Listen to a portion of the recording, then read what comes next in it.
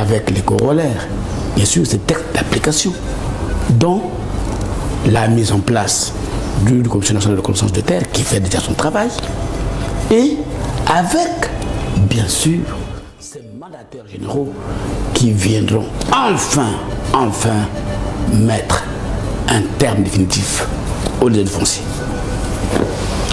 Ben, vous l'avez dit, la loi 21-2018 du 13 juin 2018 fixant les règles d'occupation, d'acquisition des terres et terrains est une loi novatrice.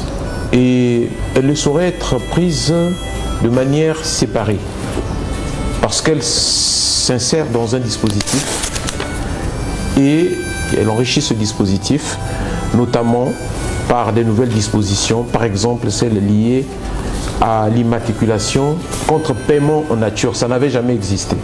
Et les autres gains, c'est la lutte contre les antivaleurs liées à la vente des parcelles de terrain, notamment les ventes multiples des mêmes parcelles de terrain qui font que les rôles de tribunaux soient saturés.